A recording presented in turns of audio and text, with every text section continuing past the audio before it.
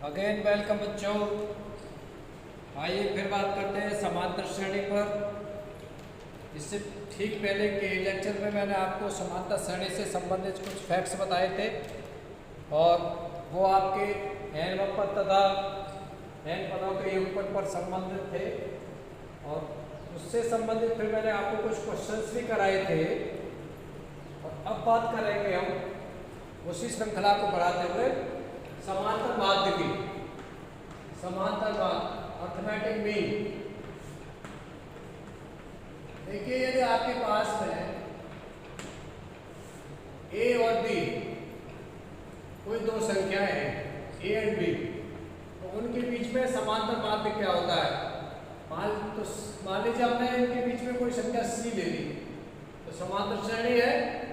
तो समांतर श्रेणी है तो इन दोनों पदों के बीच का अंतर इन दोनों पदों के बीच के अंतर के बराबर होगा, अर्थात c minus C is equal to कितना होगा b माइनस सी के बराबर होगा। तो इधर से देखिए c इधर आ गई तो 2c इज इक्वल टू कितना हो जाएगा a प्लस b हो जाएगा और c इज इक्वल टू कितना हो गया a प्लस b अपॉन 2 हो जाएगा, a प्लस b अपॉन 2।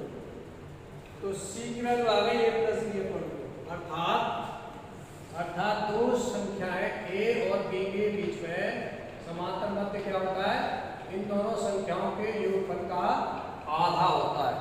कितना होता है, आधा, हाफ। तो अब हम बात करते हैं कि यदि a और b के बीच में हमें 3 समांतर माध्य ज्ञात करने हो, 5 समांतर माध्य ज्ञात करने हो, 10 ज्ञात करने हो तो कैसे ज्ञात करेंगे। तो आइए सबसे पहले शुरुआत कर देते हैं हम क्वेश्चन से। क्वेश्चन नंबर 14 है, 5 और 26 के बीच ऐसी 5 संख्याएं डालिए ताकि प्राप्त अनुक्रम समांतर श्रेणी बन जाए। क्या कह रहे हैं वो, 5 और 26 के बीच में, किसके बीच में है, 5 और 26 के बीच। तो देखिए पहली संख्या है आपकी 5 और 26 के बीच में क्या डालने हैं, 5 संख्या डालनी है आपको, जिससे कि जो अनुक्रम प्राप्त होगा वो क्या हो, एक समांतर श्रेणी मिल जाए।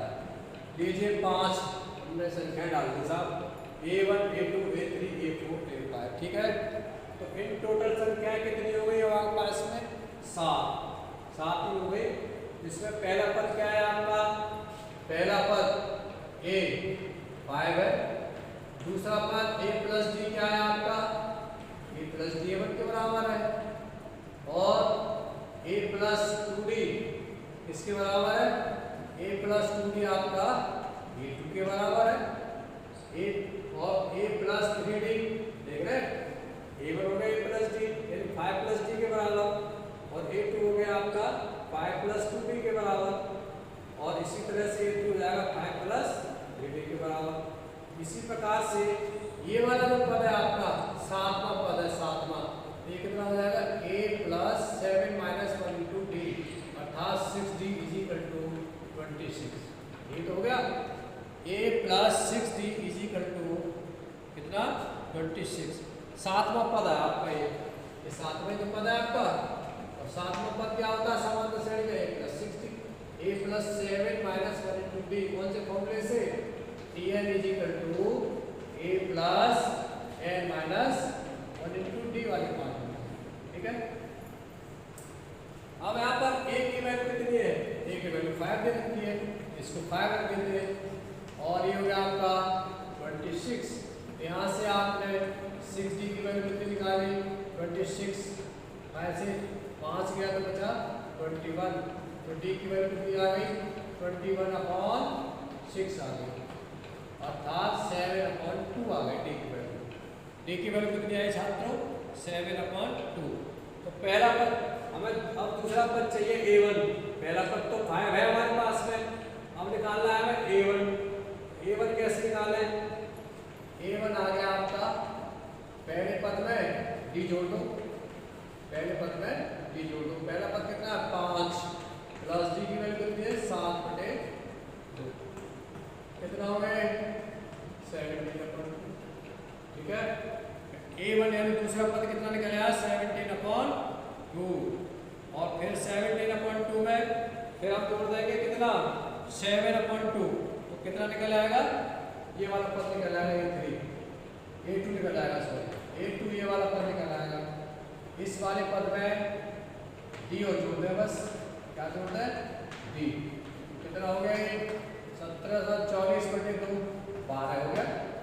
इसी प्रकार से A3 A2 में D जोड़ दें, D कितना है A2 12 आ गया, D 7/2 है, तो कितना हो गया 12 × 24 और 7 31/2।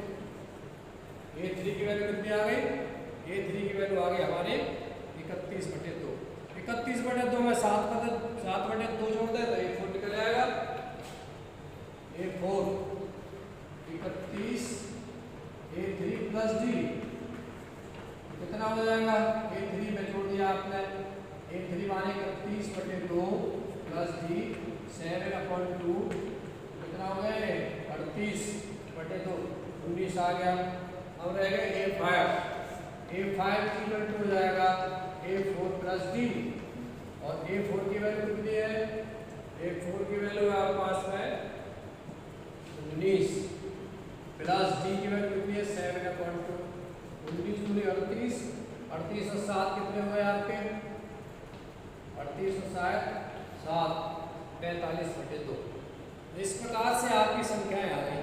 क्या क्या निकल आई संख्याएं, 5 और 26 के बीच में 5 समांतर पद क्या निकल आए, वो निकल आए 17/2 12 31/2 19 7 और 45/2। इस प्रकार से हम जो है संख्याएं ज्ञात कर लेते हैं। ठीक है छात्रों, अब बात करते हैं आपकी नेक्स्ट क्वेश्चन है आपका। देखिए एक व्यक्ति क्वेश्चन नंबर 17 ले रहे हैं, बाकी बीच के 2 क्वेश्चन आप करिए। a की यदि a की पावर n प्लस b की पावर n अपॉन a की power n plus n minus 1 plus b की पावर n माइनस 1 a तथा b का समांतर माध्य हो तो n का मान ज्ञात कीजिए। Equal to a plus b upon 2 कर लीजिए, इसके बराबर, और क्रॉस मल्टीप्लिकेशन करना है आपको, a अपॉन b का मान निकालना है, n की वैल्यू निकालनी है। इसी प्रकार से अब आपका क्वेश्चन है 17, एक व्यक्ति ऋण का भुगतान 100 रुपये की प्रथम किस्त से शुरू करता है। यदि वह प्रत्येक किस्त में ₹5 प्रति माह बढ़ाता है तो 30वीं किस्त की राशि क्या होगी। देखिए पहली भुगतान में पहली प्रथम किस्त की राशि कितनी है उसकी 100 रुपये, और प्रत्येक किस्त की राशि में प्रत्येक महीने वो बढ़ा देता 5 रुपये, तो अगले महीने जो अदा करेगा वो कितनी करेगा 105 करेगा, सीधी सीधी बात है।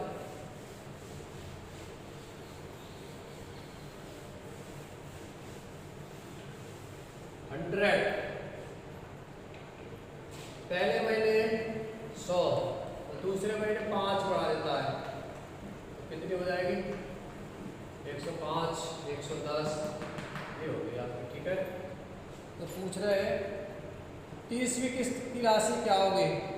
फिर से क्वेश्चन सुन लीजिए, एक व्यक्ति ऋण का भुगतान ₹100 की प्रथम किस्त से शुरू करता है।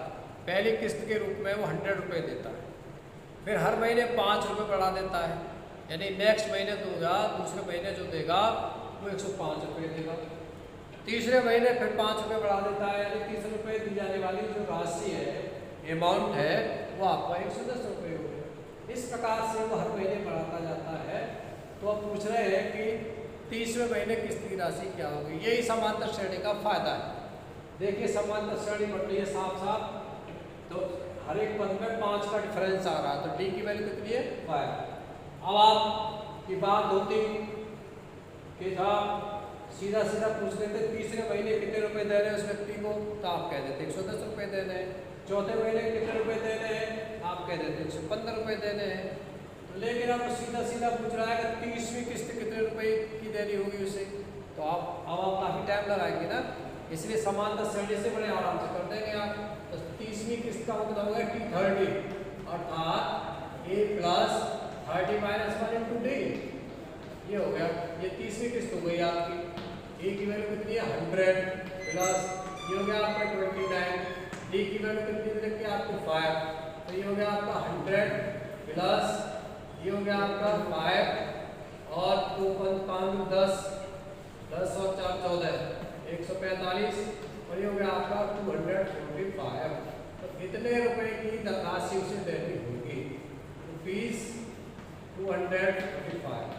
ठीक है, ये 245 रुपए की राशि उसको अदा करनी होगी 30वें महीने में, वो सॉरी 30वीं किस्त के रूप में। इसी प्रकार से देखिए और इसका अनुप्रयोग देखिए समांतर श्रेणी का। क्वेश्चन नंबर 18वां है। क्या कह रहे हैं? एक बहुभुज के दो क्रमिक अंतःकोणों का अंतर 5 डिग्री है। ये कोई बहुभुज है, बहुभुज है,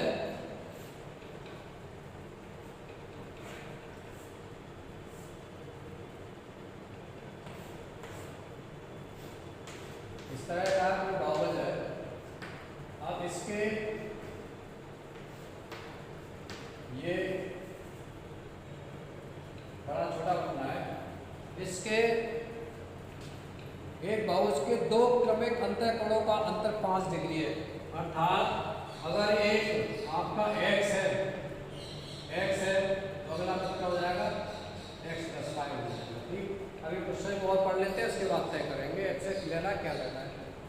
यदि सबसे छोटा कोण 120 डिग्री हो तो बहुभुज की भुजाओं की संख्या ज्ञात कीजिए। क्वेश्चन नंबर 18वां है छात्रों। क्या कह रहे हैं?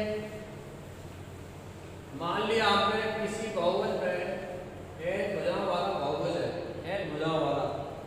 तो आप जानते हैं कि n भुजाओं वाले बहुभुज में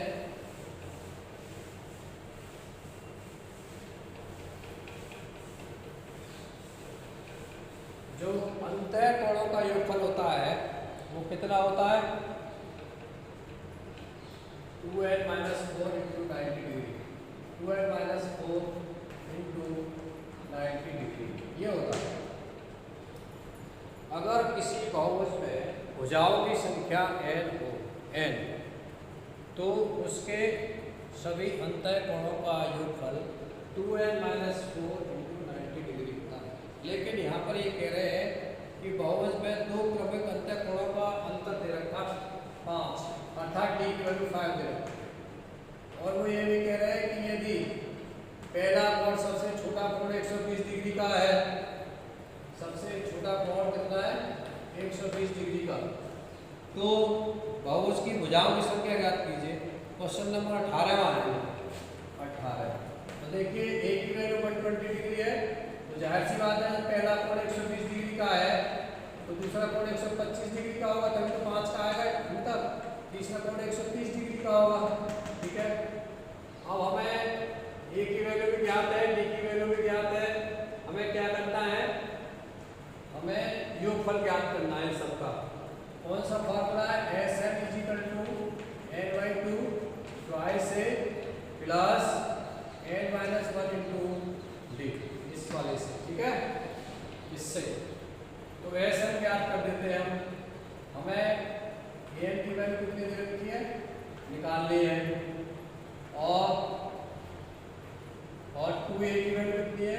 10 है, 2 × 5 हो गया, प्लस n - 1 × d की वैल्यू कितनी है? नहीं, a की वैल्यू 120 है, a की वैल्यू 120 है ये, और d की वैल्यू 5 है, 5। कितना हो गया ये? हो गया आपका n/2 240 प्लस 5n - 5, अर्थात ये हो गया आपका n/2 5n प्लस 235 इतना हो गया इसके अंतःकोणों का योगफल। लेकिन वो कह रहे हैं, क्या हम जानते हैं कि n भुजा वाले किसी भी आकृति माने बहुभुज के अंतःकोणों का योगफल 2n - 4 × 90 होता है। तो ये इसके बराबर होगा, ऐसा की जगह ऐसे लिख देंगे 2n - 4 × 90 डिग्री, ऐसा लिखेंगे। तो ये हो गया आपका 2n - 4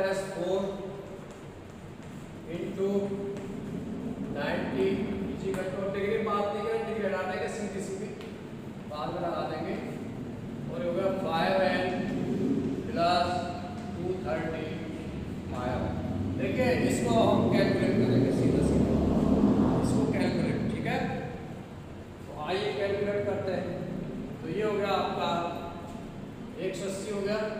इधर 2 आ जाएगा, 180 का इसमें गुणा करेंगे 360 है हो गया, माइनस 180 का इसमें गुणा करेंगे 720 होगा 872 इजिकल टू n का इसमें मल्टीप्लाई करेंगे तो 5n स्क्वायर हो गया प्लस 235n हो गया 235n, और ये हो गया आपका 5n स्क्वायर। ठीक, इसको उधर ले जाएंगे, इसको 360 को 235 की तरफ, तो ये हो जाएगा माइनस का, और 360 में से 235 ले तो आपका बचा 25, ठीक है 125 है, और प्लस ये आ गया आपका 720 इक्वल टू 0, और ये आ गया आपका 5 इसमें से कॉमन लेकर के 0 पे भेज देंगे, n स्क्वायर माइनस 25 पंजे 125 प्लस, और ये हो गया 5 1 5 5 चौक 20 5 चौक 20 इक्वल टू 0। 144 के फैक्टर करने जिससे कि आपको 25 आ जाए उसका योगफल, तो 16 नंबर 144 होते, 16 नंबर 25 होते, तो ये हो जाएगा n square minus 16n minus का 9n प्लस 144 इक्वल टू 0, और ये हो गया आपका n इसमें से कॉमन आ गया n माइनस 16 माइनस 9 इसमें से कॉमन आ गया n माइनस 16 इक्वल टू 0, तो n की वैल्यू हो गई आपकी n माइनस 16 और n माइनस 9 इक्वल टू 0। यहाँ से n की दो वैल्यू मिली छात्र आपको, और कौन सी मिली, एक 9 मिली और एक 16, आपको दो वैल्यू मिल गई है, ठीक है 9 और 16। अब आप देखिए बहुभुज में भुजाओं की संख्या या तो 9 होगी या फिर 16 होगी, यानी या तो 9 भुजाओं वाला बहुभुज होगा वो या 16 भुजाओं वाला होगा। अब इसमें से कैसे तय करें कि 9 वाला होगा या 16 वाला होगा, तो हम देख लेते हैं जरा, इसमें रख करके देखिए, इसमें अगर आपने l रखा 9 रखा तो 9 में 18 18 में से आगे 12 12 नंबर कितने हुए 108 1080 होगी, तो हम ये कह देंगे कि बहुभुज भुजाओं की संख्या 9 होगी या फिर 16 होगी, दोनों ही आंसर दोनों स्थितियों में, क्योंकि यहाँ पर हमारे पास ये तो दे रखा कि बहुभुज का योगफल अल्टीमेटली इतना है, अगर दे रखा होता तब हम चेक करते हैं, तो फिलहाल यहाँ पर हमें चेक करने की स्थिति नहीं है, तो सीधा सीधा कह देंगे कि बहुभुज में भुजाओं की संख्या या तो 9 होगी या फिर होगी 16। तो ये था छात्रों आपको आप इससे संबंधित क्वेश्चन समांतर श्रेणी से, तो मैंने आपको समांतर श्रेणी के बारे में बताया, समांतर श्रेणी का nवां पद क्या होता है, समांतर श्रेणी के n पदों का योगफल क्या होता है, समांतर श्रेणी में ये दो पदों के बीच में समांतर माध्य क्या होता है, और अंत से nवां पद क्या होता है, l minus n minus 1 into D, ये भी आपको मैंने बताया। फिर से एक बार मैं आपको दोहरा देता हूँ, समांतर श्रेणी के में अगर पहला पद a हो, सारवंतर आपका d हो, माने कॉमन डिफरेंस d हो, तो समांतर श्रेणी का nवां पद जिसे tn कहते हैं या l कहते हैं, l बराबर होता है a plus n minus 1 into D, ठीक। फिर n पदों का योगफल होता है Sn equal to n/2 plus n/2 into twice a plus n minus 1 into D, ठीक है। और तीसरी बात, समांतर श्रेणी में ये तो शुरू से प्रारंभ से आपका nवां पद था a plus n minus 1 into D, अगर अंत से पूछते हैं अंत से nवां पद क्या हुआ, तो हो जाएगा l minus n minus 1 into D, l minus n minus 1 into D. l क्या है आपका, l आपका अंतिम पद है, तो अंत से nवां पद ये फॉर्मूले के द्वारा निकालना। तीसरी बात, जो मैंने आपको योगफल का फॉर्मूला बताया था उसमें दो बताए थे, एक बताया था Fn इक्वल टू n/2 प्रथम पद प्लस अंतिम पद का योग, और दूसरा n/2 twice a plus n minus 1 into D, ठीक है ये। और इसके बाद बताया मैंने आपको समांतर माध्य के बारे में, यदि दो संख्याएं a और b है तो उनके बीच में समांतर माध्य a 3/2 होता है। और अगर मान लीजिए उसमें दो संख्याओं के बीच में 5 संख्या आपको इंसर्ट करनी है, A1 A2 A3 A4 या 7 करनी है, A1 A2 से लेकर के A7 तक, तो वो संख्याएं क्या होंगी उसको ज्ञात करने का आपको तरीका मैंने बताया अभी। तो ये सब की आप स्टडी कर लीजिए, अध्ययन कर लीजिए। आपकी एक्सरसाइज में इतने क्वेश्चन थे और ऑलमोस्ट मैं आपको क्वेश्चंस करा चुका हूँ। एक आध क्वेश्चन बचा है तो उसको आप कर लीजिए। तो बाकी इस आज आपकी समांतर श्रेणी यहीं पर ख़त्म होती है। क्वेश्चन नंबर ये जो 12वां है m² + n² वाला अनुपात वाला, ये बहुत अच्छा क्वेश्चन है कि समांतर श्रेणी के m तथा n पदों के योगफलों में m² अनुपात n² का है, तो सिद्ध कीजिए कि m तथा n पदों में 2m - 1 × 2n - 1 का अनुपात क्या होगा। बहुत अच्छा क्वेश्चन है, कोई टफ क्वेश्चन नहीं है। पहले m पे पदों का योग अपॉन n पदों का योग पर बराबर m² अपॉन n² दे रखा है। तो 12वें क्वेश्चन पर जरा ध्यान दीजिए, बुक खोलीजिए अपनी, क्वेश्चन नंबर 12वां पढ़िए। मेरे सामने भी किताब रखी हुई है, मैं इसे पढ़ रहा हूँ कि किसी समांतर श्रेणी के m तथा n पदों के योगफलों में m और n² का अनुपात है। माने m पदों का योग अपॉन n पदों का योग बराबर दे रखा है m² अपॉन n²। m पदों का योग क्या होता है, m/2 ट्वाइस से m + n - 1 × d, m - 1 × d ही तो होता है, ट्वाइस से प्लस m - 1 × d ये होता है, और इसके बाहर होता है m/2। इसी प्रकार से दूसरी है n पदों वाली श्रेणी, तो उसका हो जाएगा नीचे n/2 ट्वाइस से प्लस n - 1 × d, ठीक है, ब्रैकेट बंद। अब आप इजिकल टू दे रखा है m² अपॉन n²। ये चलिए बताई देता हूँ। एक अच्छा क्वेश्चन है, छूट जाएगा, बाकी जितने क्वेश्चन करा दिए का आप अध्ययन कर लीजिए इस तरीके से। m पदों के योगफल और n पदों के योगफल में अनुपात दे रखा है, यानी Sm upon Sn = m² upon n² ये दे रखा है क्वेश्चन नंबर 12, ठीक है, क्वेश्चन नंबर 12। तो पूछ क्या रहे हैं, तो सिद्ध कीजिए श्रेणी के mवें तथा nवें पदों का अनुपात क्या होगा, ठीक है, mवें तथा nवें। तो देखिए यहाँ पर दे रखा है Sm upon Sn = m² upon n²। Sn की वैल्यू क्या हो जाएगी, m upon a twice a plus m - 1 × d। मान लिया हमने श्रेणी का पहला पद a है, सारवंतर d है, ये हो जाएगा n/2 और ये होगा twice a plus n - 1 × d equal to m² upon n²। देखिए 2 से 2 कैंसिल होगा, m से एक m कैंसिल यहाँ हो गया, n से एक m कैंसिल यहाँ हो गया, तो क्या है आपका ये twice a plus m - 1 × d upon twice a plus n - 1 × d equal to m upon n, ठीक है। ये अब पूछ रहे हैं वो सिद्ध कीजिए कि श्रेणी के m तथा n क्या है, mवें तथा nवें पदों में 2m - 1 अनुपात 2n - 1 का अनुपात होगा। तो यहाँ पे दोनों पक्षों में आप m और n के स्थान पर 2m - 1 और 2n - 1 रख दीजिए।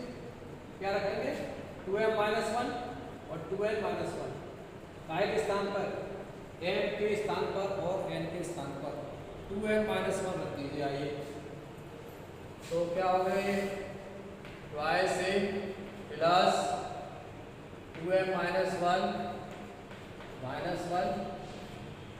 d upon twice a plus 2n - 1 × d equal to ये हो गया आपका 2m - 1 अपॉन 2n - 1 और ये क्या हो गया आपका twice a plus 2m minus 2 common आ गया, m माइनस 1 इंटू डी आ गया अपॉन ट्वाइस से प्लस, देखिए यहाँ भी आपका 2m माइनस 2 हो गया, 2 कॉमन हो गया, m माइनस 1 इंटू डी आ गया is equal to 2m minus 1 upon 2n minus 1।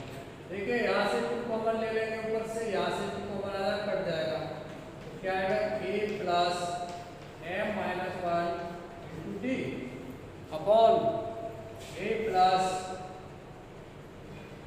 n minus 1 into D is equal to 2m minus 1 upon 2n minus 1। ये क्या है, ये m पद ही तो श्रेणी का m पद या tm इसे कह लीजिए, ये m पद है, m पद और n पद का अनुपात क्या आ गया, ये आ गया आपका 2m माइनस 1 अनुपात 2n माइनस 1। यही तो सिद्ध करना था आपको, यही आपको सिद्ध करना था। इतना सौ क्वेश्चन है। तो बच्चों ये था आपका इन टोटल आपकी समांतर श्रेणी, और समांतर श्रेणी आपकी यहीं पर समाप्त होती है। और अब हम नेक्स्ट वीडियो में चर्चा करेंगे गोत्र श्रेणी पर। तब तक के लिए विराम लेते हैं और आप इसका अध्ययन कर लीजिए। धन्यवाद।